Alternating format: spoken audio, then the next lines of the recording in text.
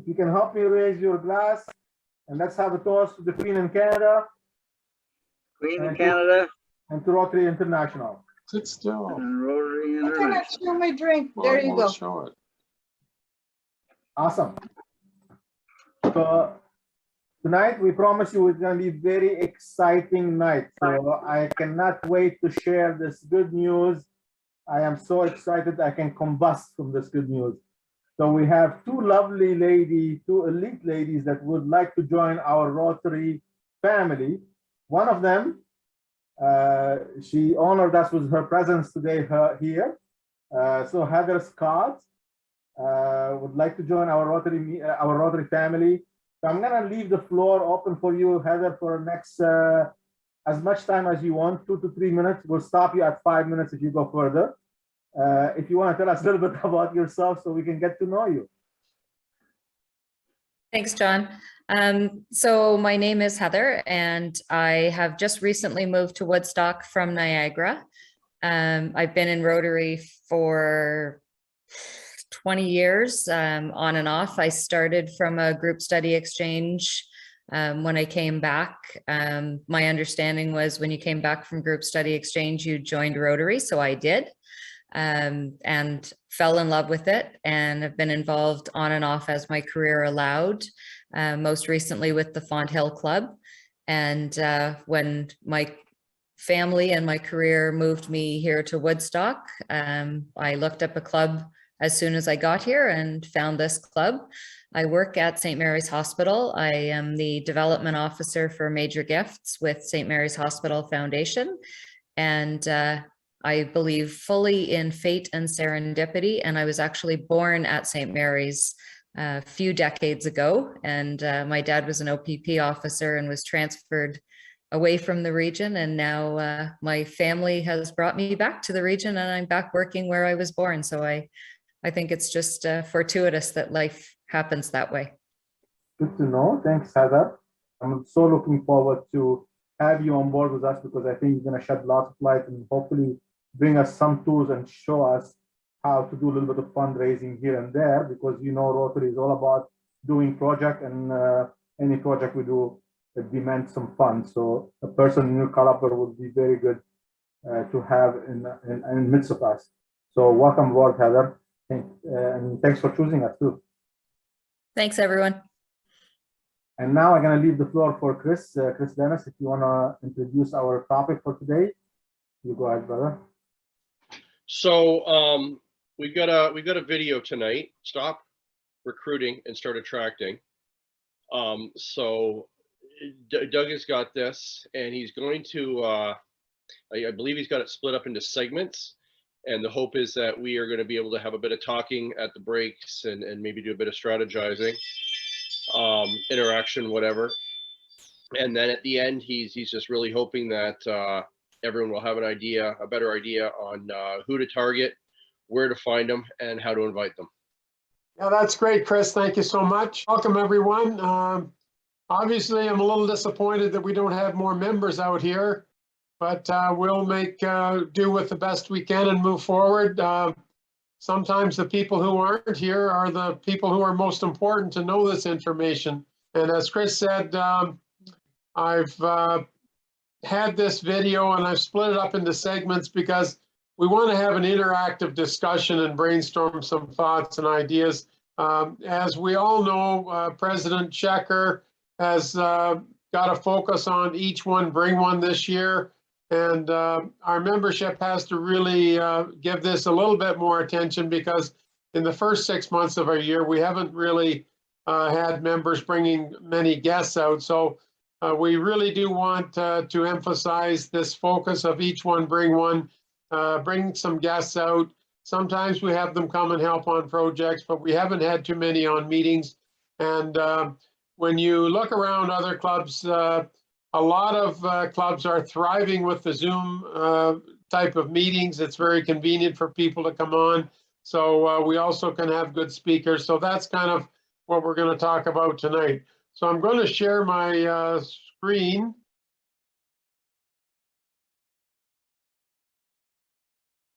And let me start by talking a little bit about recruitment, So the key word to me about recruitment, 3 words, you go find them.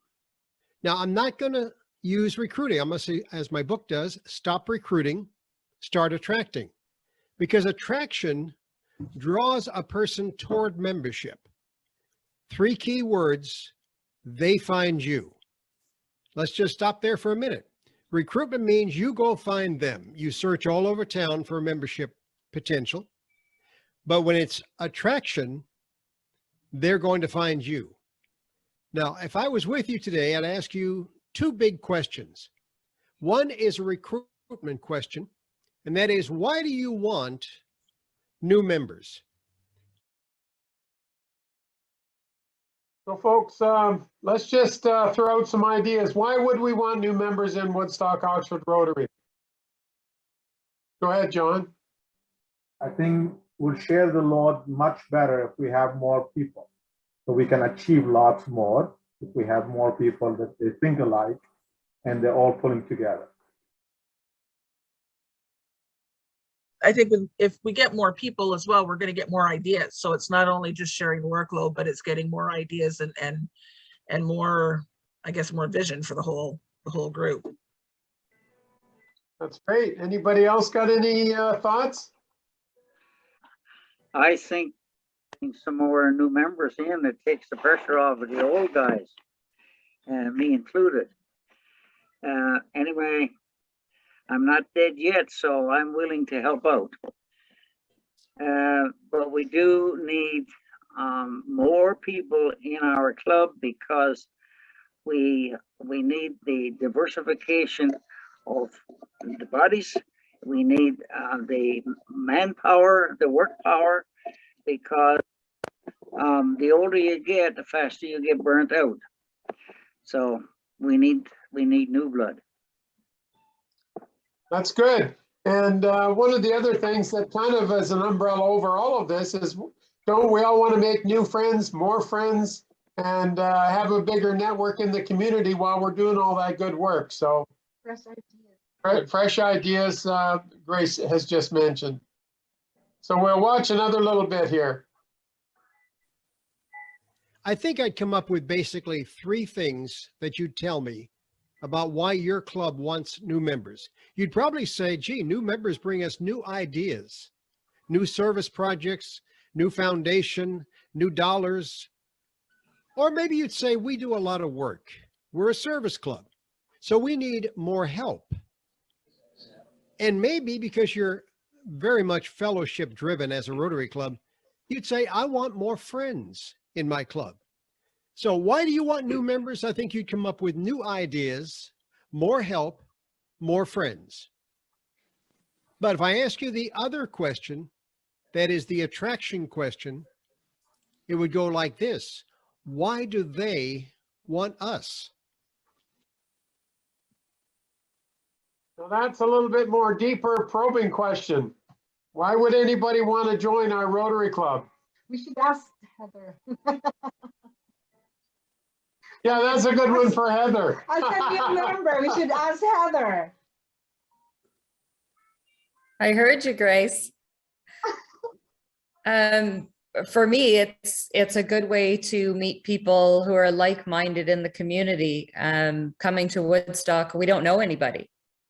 We've come here for careers, but we have no family and no friends here at all. So especially with COVID, it's very isolating. My husband works shift work, and when he's at work, I'm very isolated with just my dog. So it would be nice to have people who are like-minded of, you know, community service and like interests and those kinds of things that outside of Rotary, I know I can call up Brenda and we can talk puzzles or games or scuba diving or dogs or walking or whatever the like-minded things are. Without that network, you don't know where. It's not like a dating site where you can just pick up and find new friends. Very good. Any thoughts, Chris, on what people might be wanting from Rotary? I mean, I think just like that. I mean, same reason why I joined. I mean, I moved to the city. I didn't know a lot of people. I have made a lot of friends being in this club, and I think that's definitely an important aspect. Linda, did you have your hand up? Go ahead. Yeah, I think some of the people that I've talked to are looking to give back to the community, especially business owners. They're looking for ways that they can give back. So they're looking at different organizations to see which one is a good fit for them. And so Rotary could obviously be a good fit for a lot of those people. Yeah. I see Adrian on there. Adrian, have you got any thoughts on why somebody would want to join Rotary, be part of our group? Well, service above self. I don't know if you can hear me there. Yes, But go ahead. yeah, that was a big call for me. One of the things I think we don't talk about enough is the personal growth and development that we get as members, whether it's through our leadership training, whether it's through the opportunities we have to show leadership in the club to get experience. And that I think is a big resource. The other one is the cultural aspect or the international aspect of meeting new friends all around the world, being able to travel to a foreign country and hook up with Rotary friends. Or if we're even just traveling to the US and you need help because you have a car that breaks down or you need a recommendation where to stay some night, you've got a whole network of Rotary friends all around the world. Some of them you just haven't met yet. Go ahead, Adrian. I see your hand up. I just wanted to add, if you really want to make a difference, and it's just so hard in the world. You can't do it by yourself, right? You need a network like Rotary has built with all the different vocations and just that good heart, right? So it's almost impossible to do it without each other. Absolutely. In fact, there's a saying in Rotary that it allows ordinary people to do extraordinary things through the leverage of our Rotary network. That's an excellent point, Adrian. One of the things that I like about Rotary is that I find most everybody in it, myself included, has a certain amount of compassion. I had a very, very good career. I earned a good living for myself, and I now see others that are less fortunate. And one of my reasons for joining Rotary was so that I could give back. And I cannot do that alone. I have to do it through this wonderful group that I'm attached with. So okay, thank you, Lee. Okay, on to the next portion here. Now, I know you're a service organization, therefore you do a lot of service, but you may be surprised to find out when I talk to particularly young people, millennials, about their attraction toward Rotary, service comes in as almost number 5. So let's look at the first 4 that they always tell me. Number 1, they want a network. They've heard that Rotary clubs are the movers and shakers in a community. And they're new in their careers, and they want to get to know a lot of people. And networking is still very important. It was to us when we were heavily into our learning the business, when we started out in our careers. But to the millennials particularly, networking is number 1. Number 2, they want a social organization. They want a chance to make new friends. And friends among those people who are, as they will tell you, involved in their communities. Number 3, they want to learn something new. And that's why when they come to a meeting, they want a speaker. Maybe the Costco manager, maybe a insurance gentleman, maybe a lady who runs the real estate firm. They want to learn something new at every meeting. And number 4, they want to have some fun. And that's Rotary for all of us. But they're telling you, number 1, they want a network. Number 2, they want social. Number 3, they want to learn something new. Number 4, they want fun. And lastly, of course, they want to do service. Interesting thing about the young folks that we try to attract, they already do a lot of volunteer work. They've got their church, they've got their schools, they've got if their parents are ready, they've got kids' involvements with sports and things like that. So they're not short on an opportunity to do service. but unique is unique. Now, I have 3 keys I want to share with you about attraction, the idea of attraction. Number 1 is people are interested in what benefits them. Now, you may think to yourself, gee, that sounds selfish, but it's not, because you and I only have so much time each week to devote to anything, particularly volunteer work. And they're saying, what do I get when I give?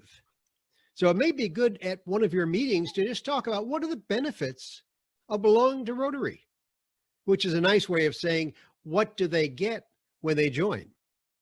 The benefits are important to all of us. Attraction key number 2 is tell them the benefits. During that first initial talk to a new prospective member, I think we need to share what values that person receives from becoming a Rotarian.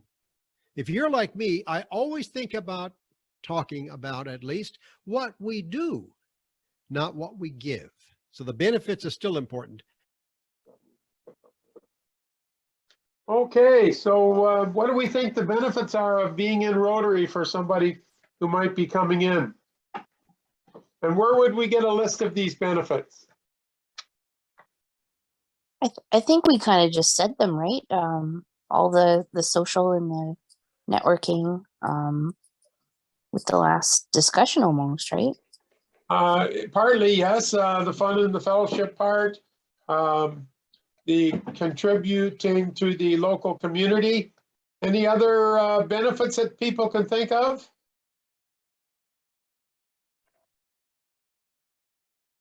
There's a whole list of them here on the brochure that we did. And I don't know if you can see that or not.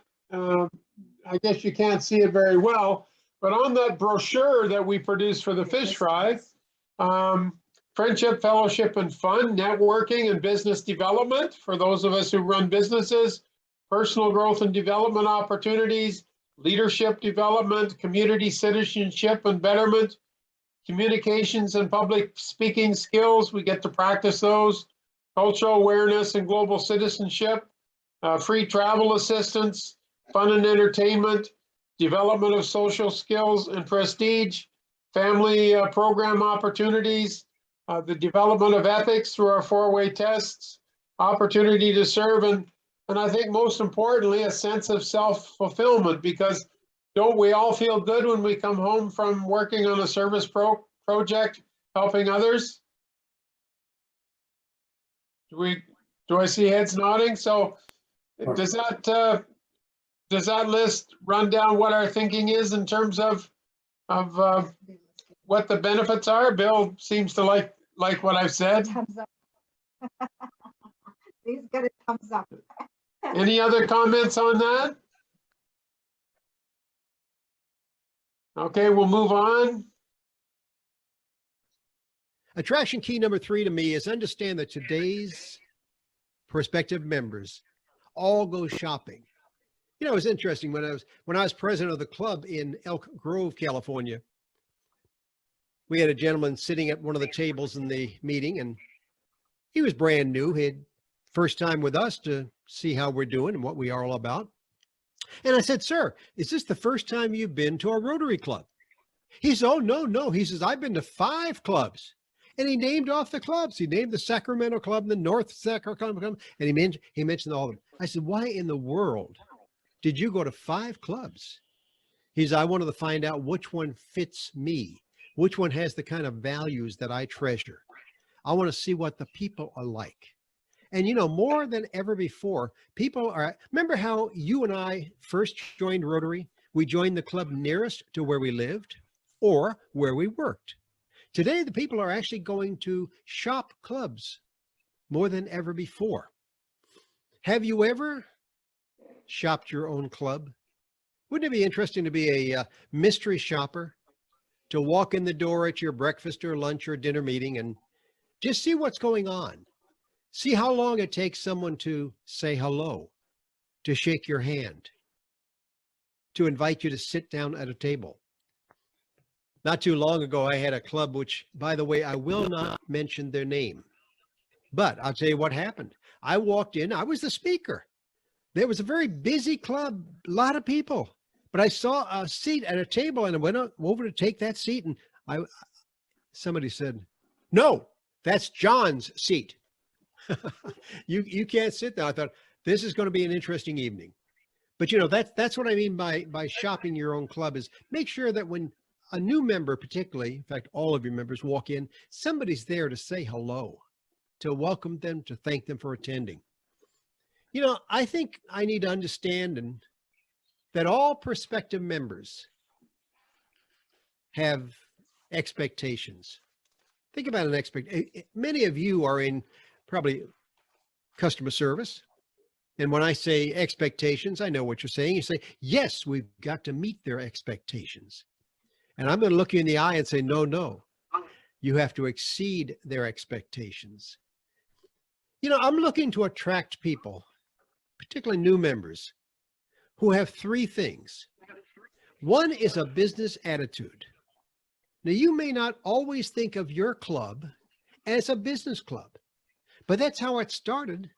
And that's really in its own way what we are in many ideas of business. Now, I know you have classification on your badge. Your classification is generally what you did, even if you retired. Quite often it will say attorney, or it will say, you know, real estate. Having a business attitude, I want. Number two, I want you to have a service attitude. You got to be willing to do something. And three, I want you to have enough time to attend meetings, to come to various service projects. So three things: business attitude, service attitude, and enough time. I don't want, and this is kind of funny to say, a warm body. I want Rotarians who are willing to give the time and work in my club. I don't want just a checkbook. Sometimes you get people in who say, oh, I'll write you a check for that, but they never show up for meetings. They never show up for service projects. So I don't want warm bodies, and I don't want checkbooks. I want people who are willing to do something to help the club at all times. I'm suggesting right now that you want to define exactly the kind of person that you want to attract. Okay, so we did do this definition 3 or 4 years ago when we did a membership meeting similar to this in person. But before I share what that conclusion was, I want to open it up for any input from anybody. Any thoughts, John? Thanks, Doug. In reality of it, like, you know what, sometimes we just have to do what Rotary does, and then people will look at it, and I think they will get attracted by themselves. There is this magnet effect on Rotary. You know what? When you are helping other people, when you are downtown serving the less fortunate person and everything else, the minute somebody else looks at you, they say, I want to do that. And that's why we attract a couple of our members. We attract them via our community table on Saturdays, everything. So I think just doing what Rotary does, it's an attraction and it's a magnet effect by itself. Yep. Okay, Brenda, had your hand up. Yeah, so just some information which could be helpful when we're looking at, if we're looking at millennials and younger people. So I was at a small business center, put on a Bridges to Better Business event a few years ago, and they had a gentleman by the name of David Coletto, and he's with a firm called Abacus Data, and he's the CEO of Abacus Data. Very young, looks like he's 20, extremely smart and extremely well-read and speaks very well. And there were 2 or 3 things he said that were really key about millennials and made me look at them a lot differently than what I had before. One was that they were brought up in a very collaborative environment. So when we were young, our parents said, we're going on summer holidays, we're going to go here. And when he was being raised, his parents said, where would you guys like to go? And they worked at that together, and they talked about that together. So he said they're very used to being collaborative. And the other thing was, they did a survey, and they said that the very top thing that young people and millennials wanted was to leave the world a better place than they found it.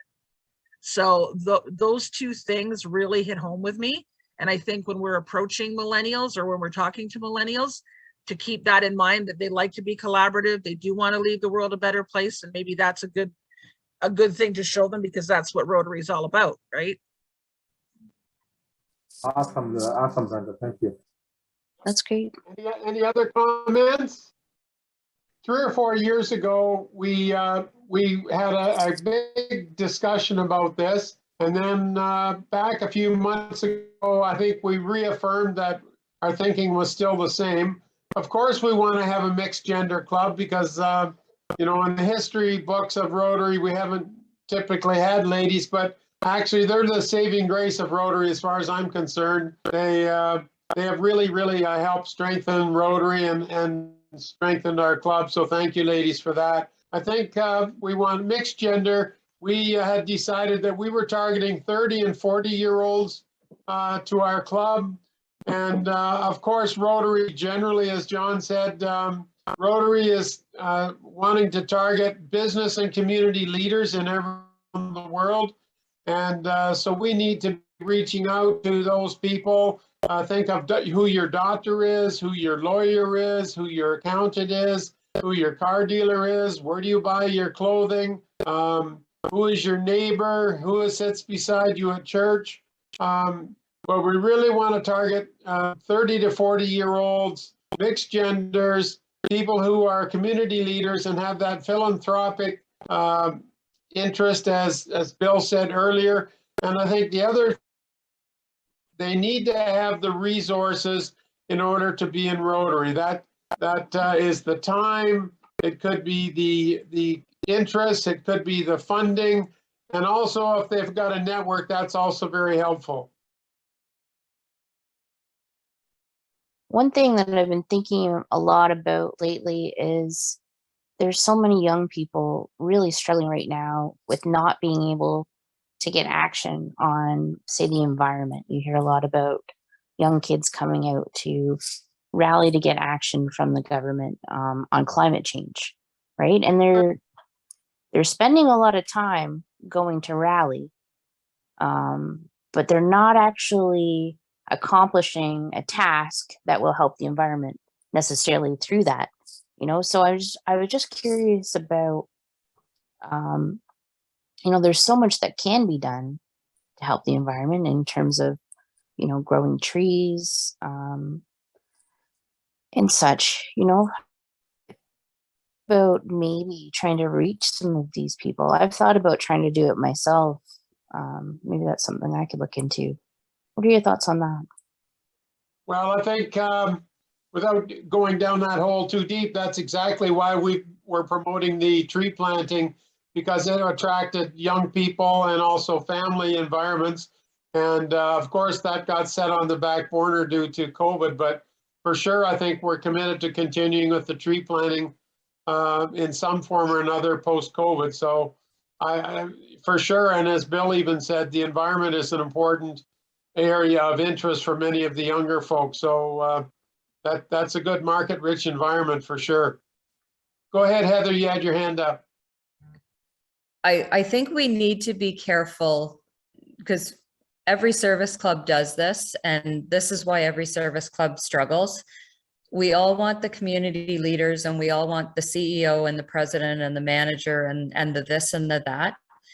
And then when you look around the room, regardless of what room you're looking around, everybody in the room is 50 plus.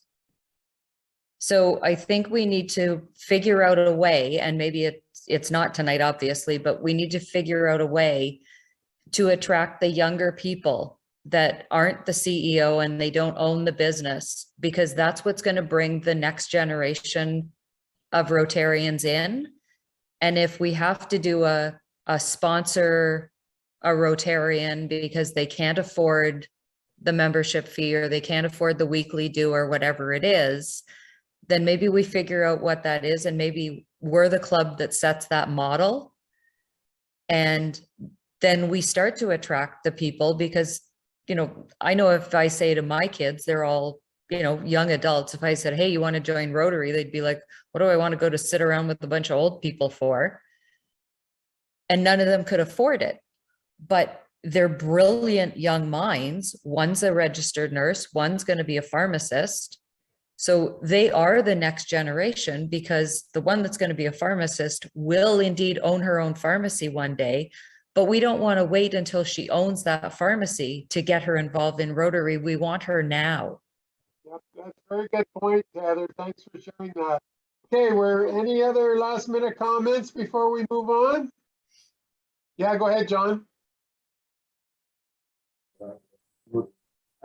Thank you, Heather. That was really awesome. The last three things you said is excellent. Actually, you know what, we can cash in on that for sure by attracting those young generation, and let's see what they're lacking. If it's financial, maybe as you said, we can help them there and then get that mind toward us, that thing.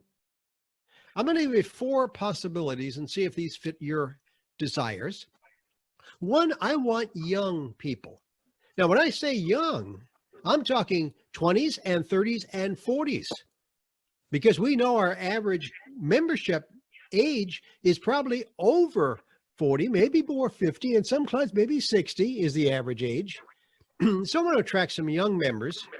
I also want sometimes family-oriented people, people with kids and people with spouses and people who are a little different than just a single person. I want women in my club, and I want boomers. I love boomers.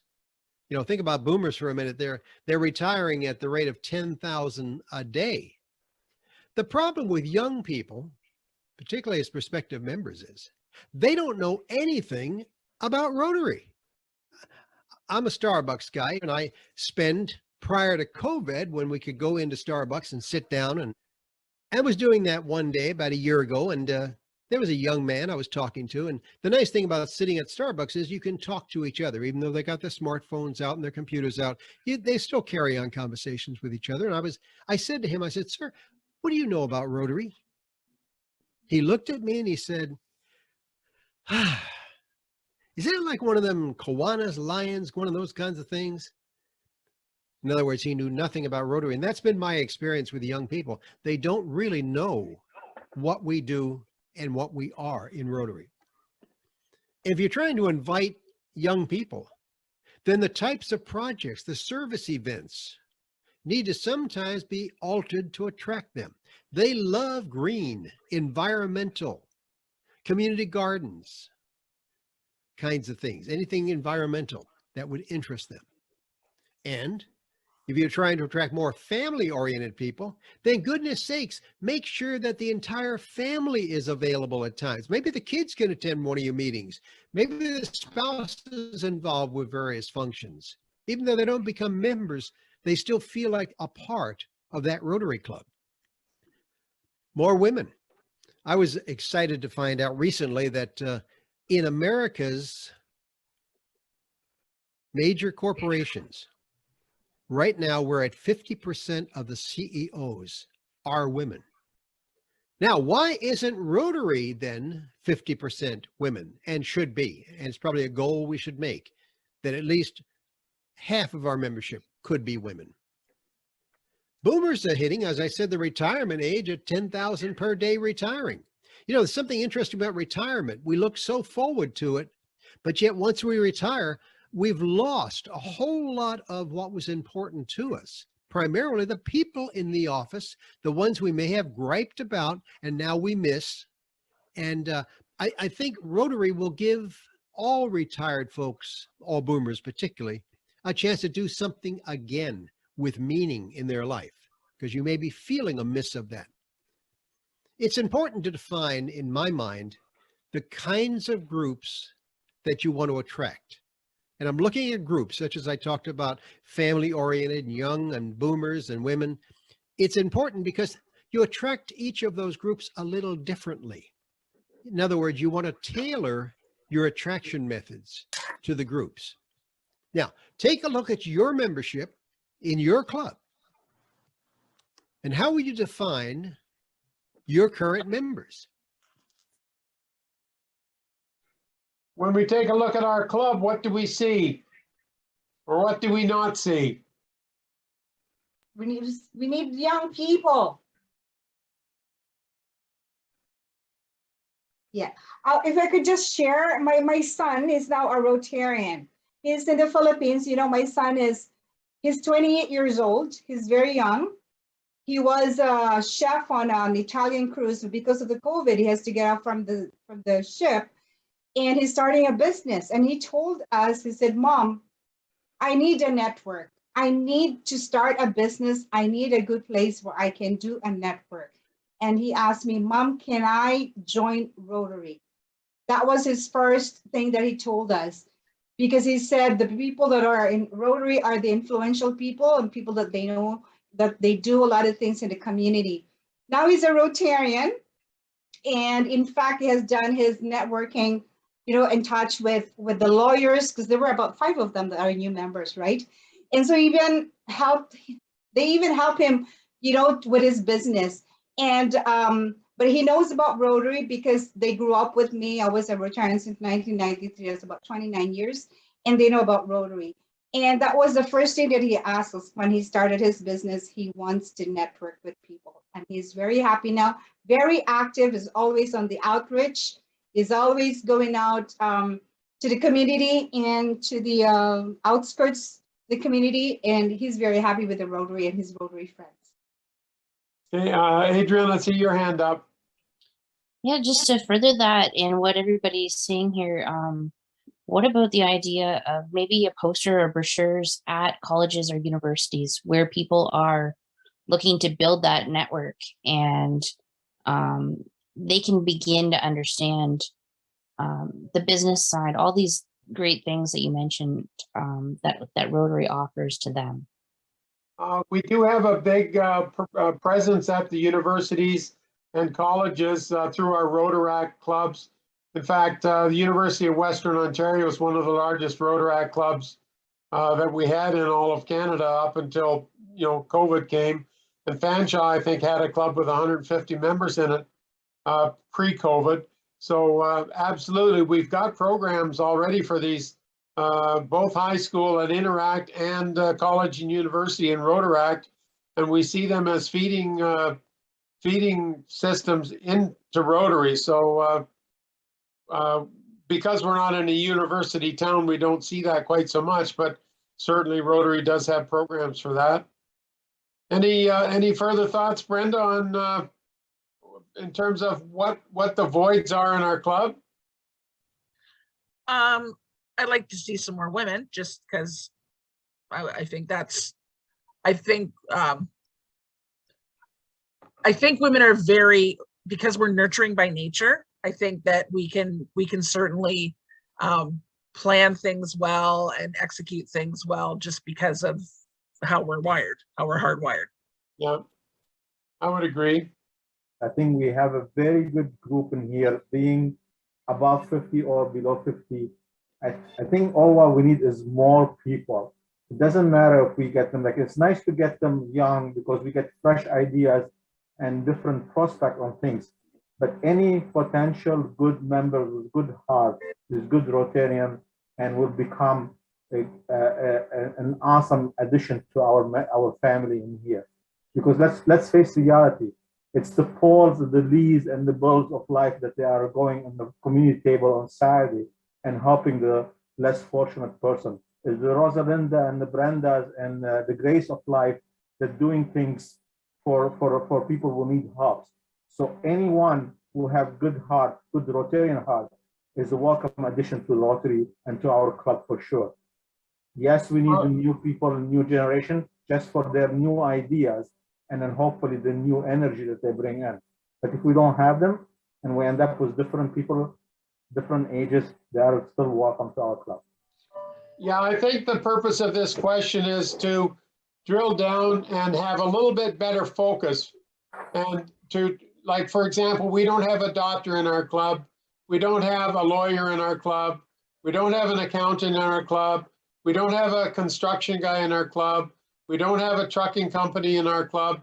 And when you look at successful clubs, when they have those types of vocations, they really have a much deeper network. And so if they need somebody to move a truckload of something somewhere, those people with those networks can say, hey, I've got a client who I'll call and see if he'll donate one of his men and trucks to move that for us.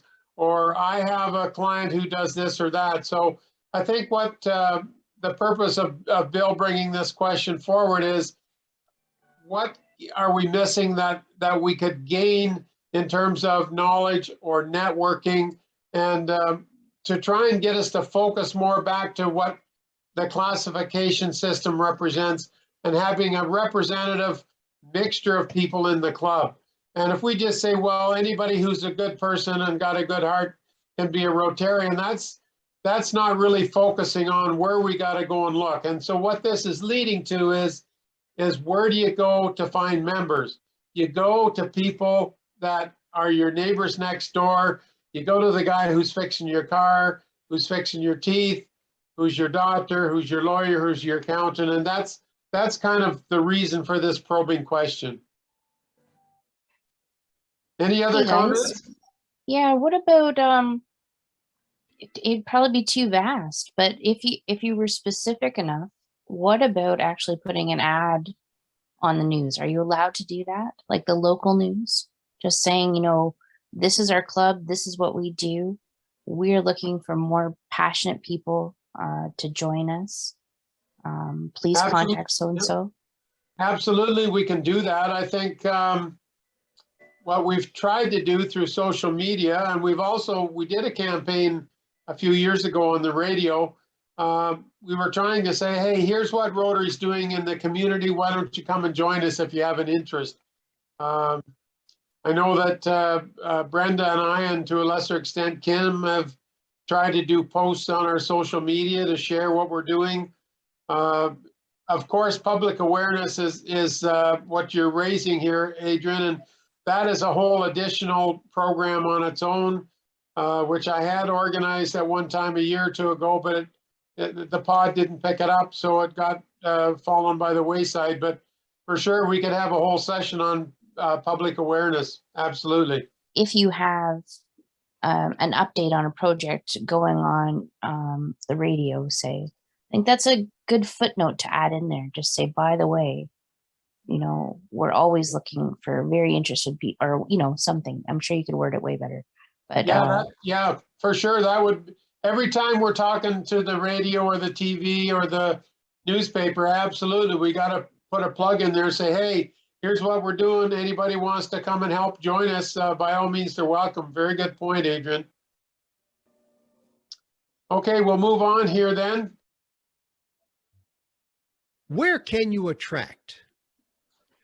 I'll tell you what you're not very good at, because I'm not either. Attracting my friends. It's an interesting thing, isn't it, that you don't ask your friends to come to Rotary Club even as a guest. And you know why? You're a little bit afraid they're going to say no. You're going to be a little embarrassed if they turn you down. So the easiest way to avoid that embarrassment is don't ask them. But you know what? You know why your friends are so good? They're just like you. Isn't that true? Your friends are more like you than different than you, so they'd make perfect Rotarians. Number two, I hope that many of you are in the Chamber of Commerce in your town. I love the Chamber of Commerce as a recruiting tool, I should say attracting tool, which it is, to Rotary, because those are all business people. I love going to the luncheons and the dinners, and particularly going to the ribbon cuttings. That is the brand new places opening in town. Because you know what it is? Those are brand new people in town, brand new business people, and they need us. They need to be involved in all the things that Rotary does. We'll help their business and we'll help our club, both. And local businesses. Now today it's only 2 o'clock here, so I have time to do 5 things this afternoon. One is to go get my cleaning at the cleaners. Another is go to the bank. A third one to go to Home Depot. And then my wife has 2 items on her honey-do list that she wants me to take care of. But you know what happens? When I walk into those businesses, I know the owner. I know the manager. I work hard to make a relationship with those people. It was so funny because a couple of years ago, we had a brand new bank open in town. It was called Union Bank. And I knew about them because when I lived in Southern California, that was my bank, and we didn't have a branch up here. So they opened up, and I walked in almost that first day, and I saw Sarah, and I said, Sarah, you're the manager here, right? Yes, Bill. And she had my card, so she knew my name. And I said, why aren't you in Rotary? And she said, oh, I don't have time. I got to get this branch going and all this. It's okay. Every week I went to the bank. Every time I walked into that bank, I saw Sarah and I said, Sarah, Rotary. She hated me. I yelled it every time at her. You know, she's now the treasurer in that club and has been secretary as well. In other words, what I'm suggesting is when someone says no, it doesn't mean no most of the time. It means not yet. So I'm going to work on that. And I think in every case, when I walk into a business, I always tell them, now let me stop right there for a minute. I don't talk about Rotary. I talk about what Rotary does. I'll talk to the manager of Home Depot about what we're doing at the senior center, what we're doing at the community garden. Or if I'm talking to somebody in the bank, I talk about what we do with this and that. I talk about what we do, and what they always say is, whoa, you do all that stuff in your club? Yeah. Okay.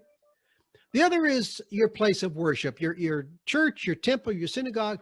Now, if any of you are ministers out there or leaders of a faith, you're going to get upset with what I say. Sunday morning, I'm sitting at church and I'm looking around that church for future Rotarians. I mean, goodness sakes, I see John over here and I say, you know, I'm going to talk to John at the coffee pot after service today.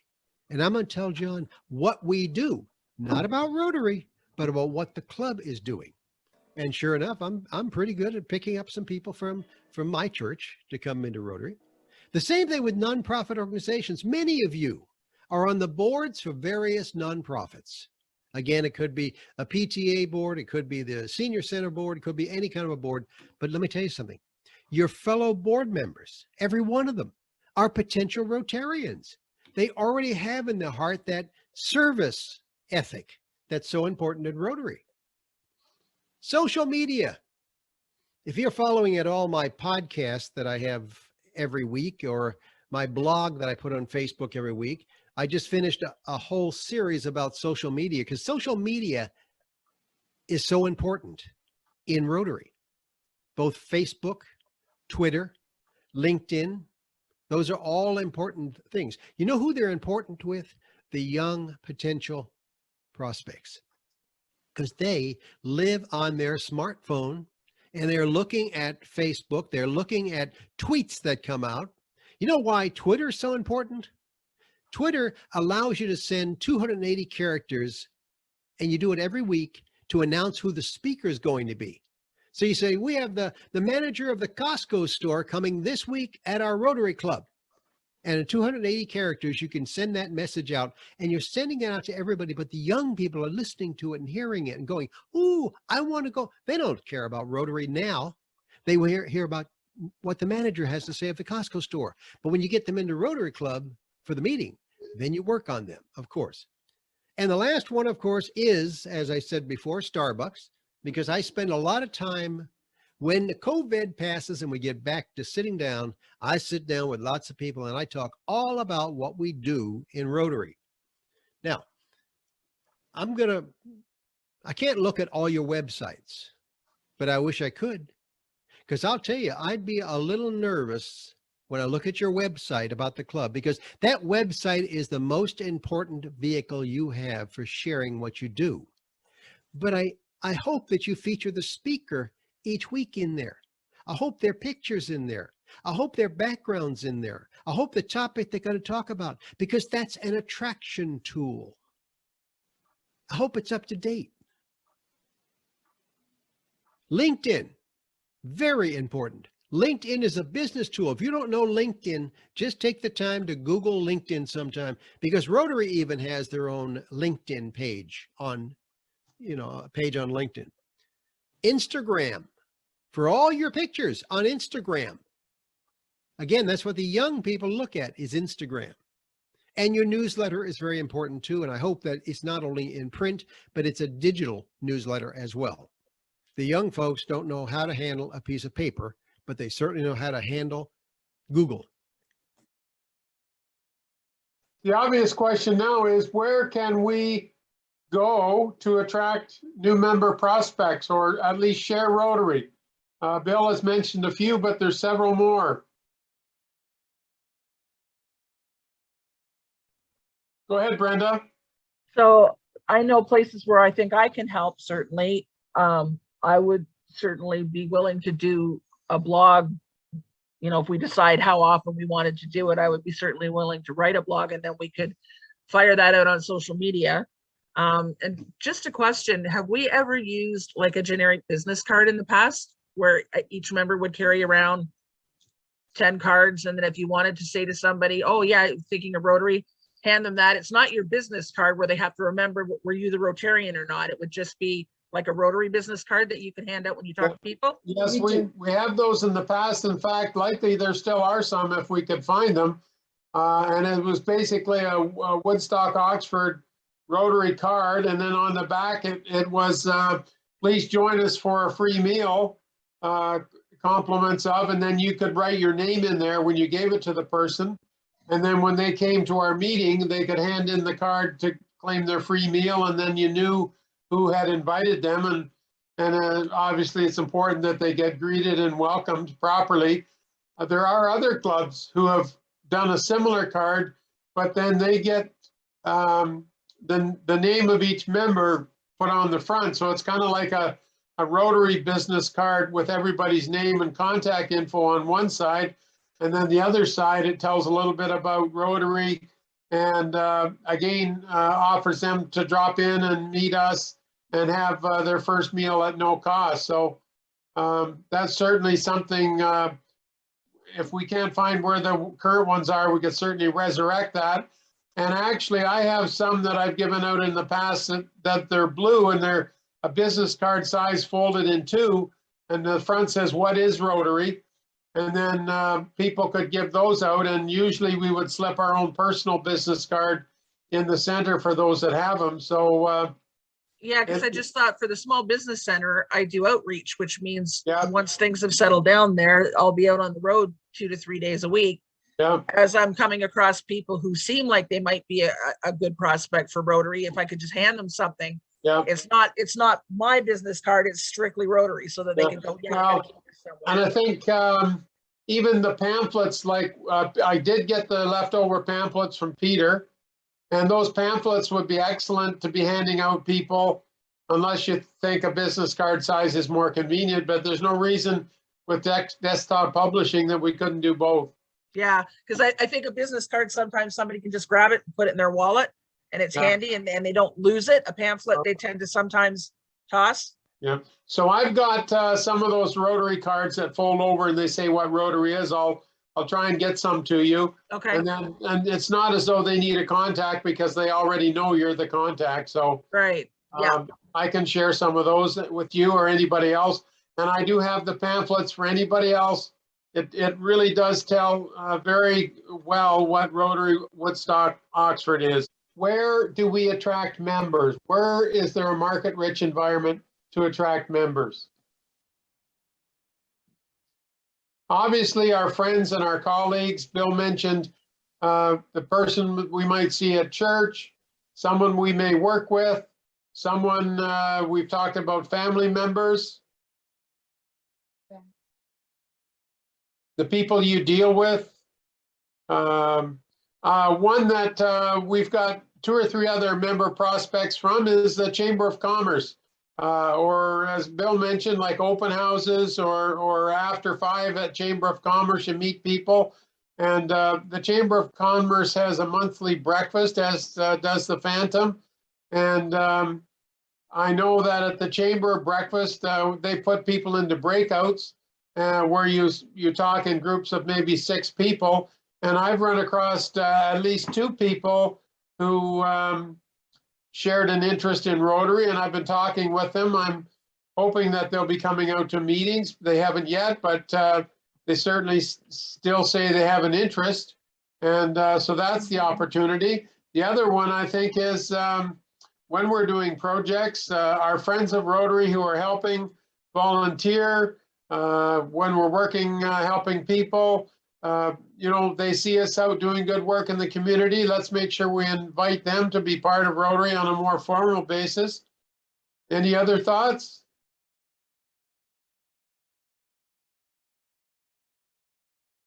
No? Okay, so we'll just finish up with the conclusion here. 3 final hints.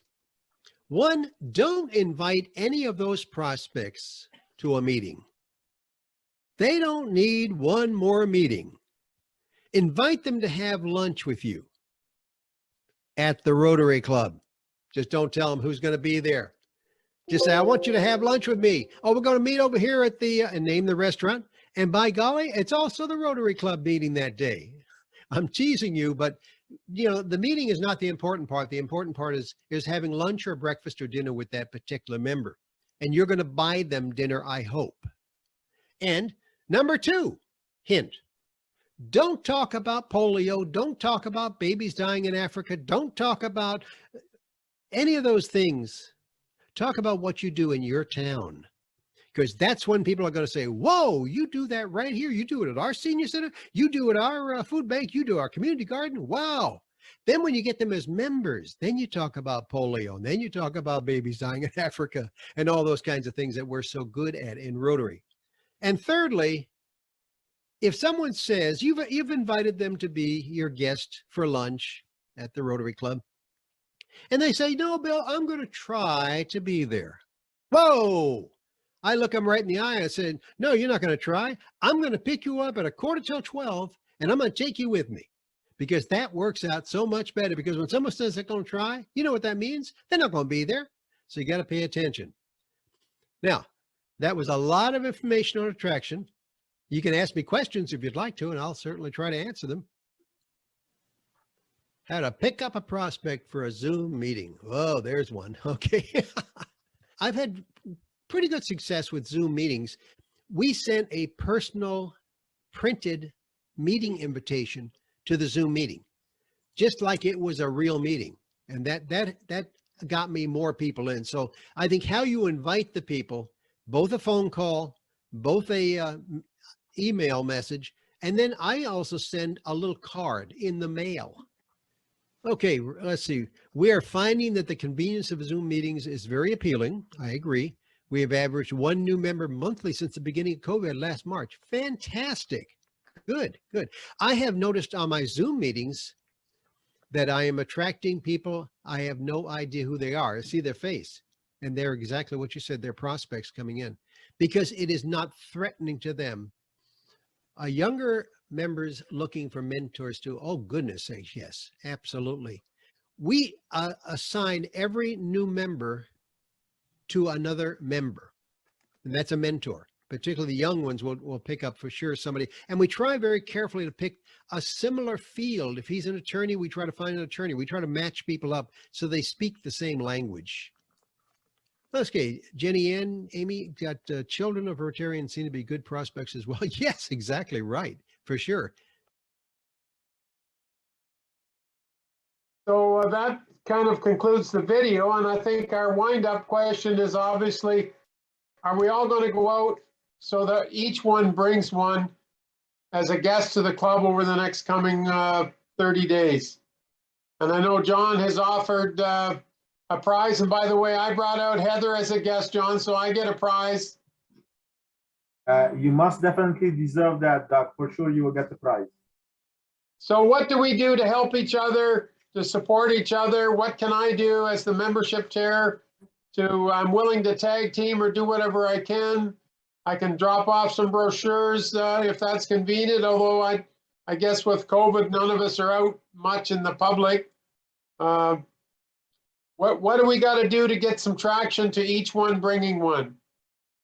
Is there a way to allow more people to tune into our meetings, to check it out? Maybe there's even... Absolutely. I think one of the things that we had difficulty with a year or two ago that John's been working hard on, and I've been pushing him, is that let's have quality meetings, because sometimes the pods haven't done their jobs as well as they might in terms of advance timing. And if the pods could coordinate the programs 60 to 90 days out, then we could promote those meetings and have good speaker topics. And then just what you said, each of us could share the meeting programs and get more people coming out, because we know we're going to have a good speaker on a popular topic. Absolutely. And I think other than our first meeting of the month where we have our board meeting and club assembly, where it's often not feasible to have guests, but any other meetings, if we can get good meetings organized and make sure that we know what we're doing 60 days in advance, we can promote it and invite those people. Another thing that I'm not sure where Kim is at on this idea, but it's exactly what you've just described, in that I fed her a really good speaker on youth mental health and wellness. And I had suggested to her a couple months ago that maybe she could reach out to Welkin and we could have a joint meeting with Welkin and our Rotary Club and host a public forum on Zoom and invite everybody in the community to it and get some traction on our youth service with mental health. I talked to her a week or two ago and I don't think she's had time to move forward on it, but absolutely we can be doing that. Brenda, are you waving? Yeah, I know Kim had asked me around Christmas time, if I would be interested in the new year and working with young people in mental health. So I think she's definitely on track with that. Okay. Yeah. Yeah, but if anybody else has ideas, with COVID, COVID is kind of a layer of complexity that we can't do a lot of the things that Bill has suggested or we've talked about it.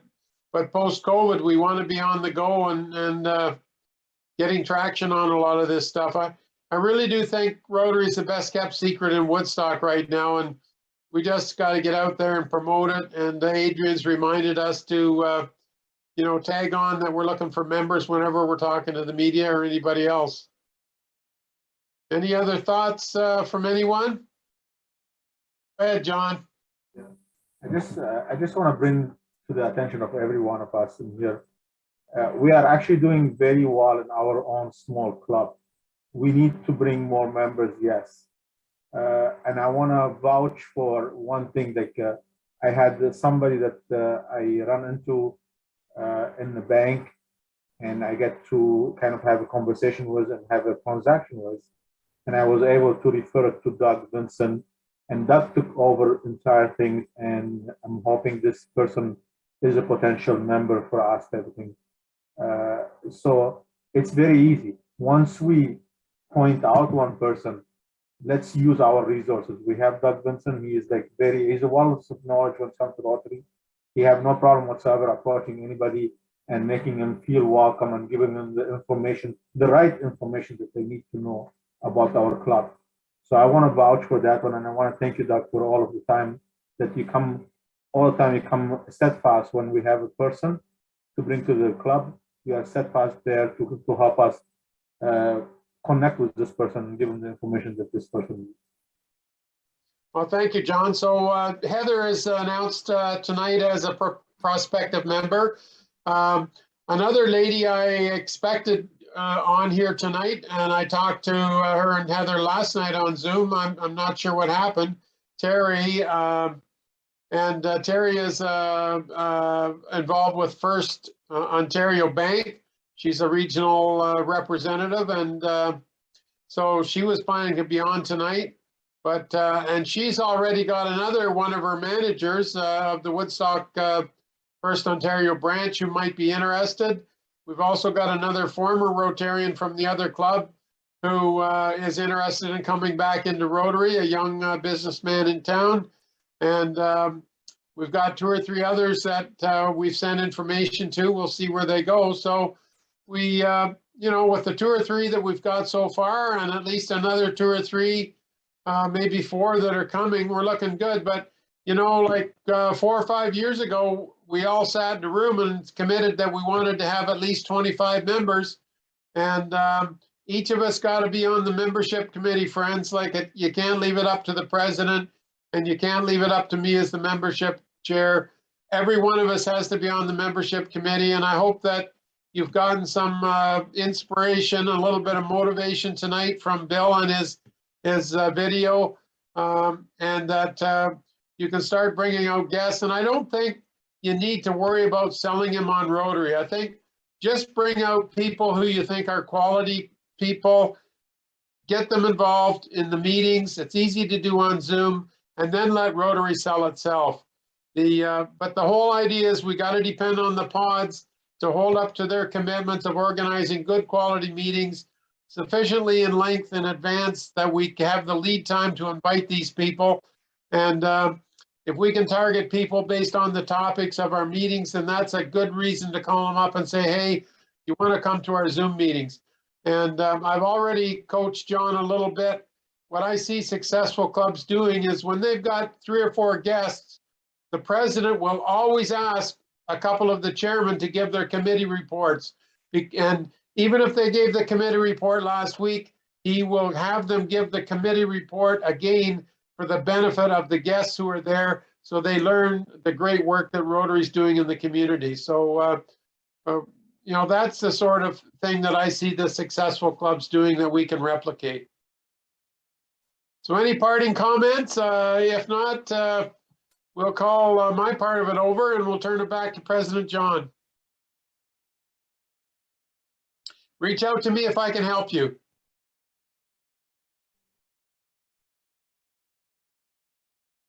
I will for sure second what Doug said.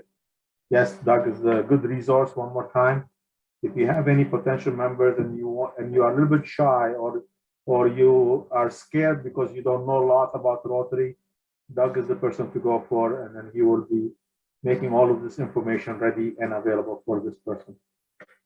So thank you very much, Doug, for taking over this evening. That was a very interesting and very resourceful for us. Hopefully, as you mentioned down, each one of us learned 1 or 2 or added 1 or 2 tools in their toolbox about recruiting or about attracting new members, about attracting new family members, about attracting new friends that we would like to work alongside of them, type of thing. So now I'm going to say, if there is anybody who have anything for the good of Rotary, I'll have the floor open for them.